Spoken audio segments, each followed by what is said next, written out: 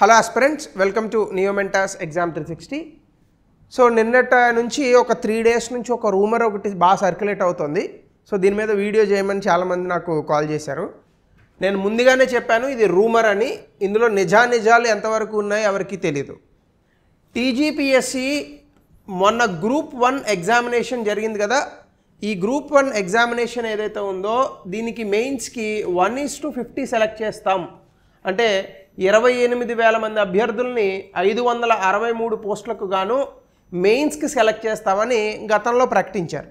అయితే ఇప్పుడు దీన్ని కొత్తగా మెగా నోటిఫికేషన్ కాబట్టి 1:50 బదులుగా 1:100 తీసి 56,300 మందిని మెయిన్స్కి సెలెక్ట్ చేయాలని చెప్పి ఒక చిన్న రూమర్ ఒకటి నడుస్తోంది.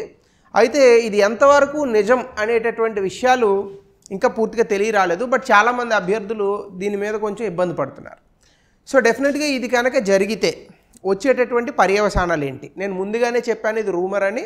మళ్ళీ మీరు కమెంట్ సెక్షన్లో నన్ను వేసుకోమాకండి, ఓకే? ఇది బాగా అలవాటు అయిపోయింది జనాలందరికీ. యూట్యూబ్ వీడియో పెడితే కింద కమెంట్ సెక్షన్లో పెద్ద యుద్ధ వాతావరణం నెలకొంటుంది.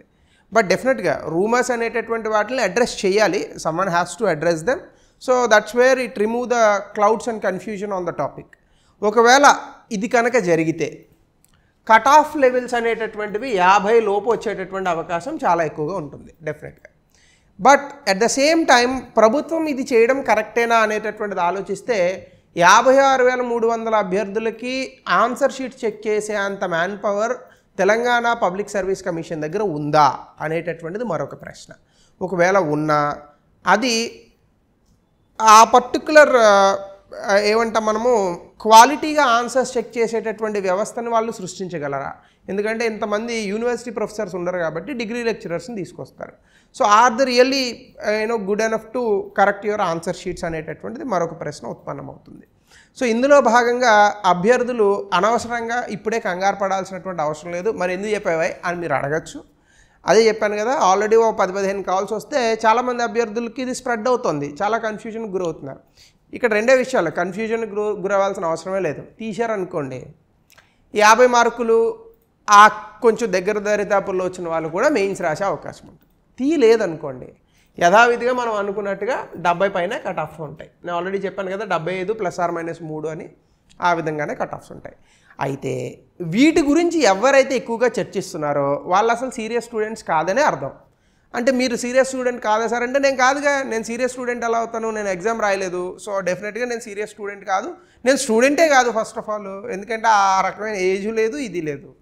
సో కాబట్టి మీరు అర్థం చేసుకోవాల్సినటువంటి విషయం ఏంటంటే మీ పని ఏంటంటే ఇచ్చినటువంటి 6 మెయిన్స్ పేపర్లకి ప్రతిరోజు 5 క్వశ్చన్లు తక్కువ కాకుండా ఆన్సర్లు రాయడం మీ పని. అంతే తప్ప ఇలాంటి విషయాలను బాగా దృష్టిలో పెట్టుకుని ఏ అభ్యర్థులు అయితే ఉంటారో వాళ్ళు ఖచ్చితంగా నాన్ సీరియస్ స్టూడెంట్స్ అవుతారు. So my sincere suggestion to all the serious students ఏంటంటే you concentrate on your 6 papers and answer writing. ఏ వ్యక్తి దగ్గర అయితే ఎగ్జామినేషన్ కన్నా ఒక నెల ముందు దాదాపుగా 750 క్వశ్చన్లకి మొత్తంగా ఆన్సర్స్ ఉంటాయో ఈ వ్యక్తి మాత్రమే ఎగ్జామినేషన్లో బాగా పెర్ఫామ్ చేసే అవకాశం ఉంటుంది. అంటే ఎగ్జామినేషన్ మొత్తం 6 పేపర్లకు ఉంది. ప్రతి పేపర్కి కనీసం 150 క్వశ్చన్లు ప్రిపేర్ అవ్వాలి. అంటే పోనీ ఎస్ఏ పేపర్ తీసేయండి ఇక్కడ. కాబట్టి 5 పేపర్లు ఇంటూ ఒక్కొక్క దానికి 150 క్వశ్చన్లు అంటే 750 క్వశ్చన్లకి మీ దగ్గర మోడల్ ఆన్సర్స్ అనేటటువంటి ఉండాలి. ఎవరైతే అభ్యర్థులు ఇంత అద్భుతంగా రాసి ఎగ్జామినేషన్ ప్రిపేర్ అవుతారో ఆ అభ్యర్థులకి మాత్రమే 563 పోస్టుల్లో స్థానం కలుగుతుంది తప్ప మిగతా వాళ్ళకి కాదు. But wait and watch. డెఫినెట్గా దీని మీద చర్చలు అయితే జరిగాయని మాత్రం కొంత ఇన్ఫర్మేషన్ ఉంది.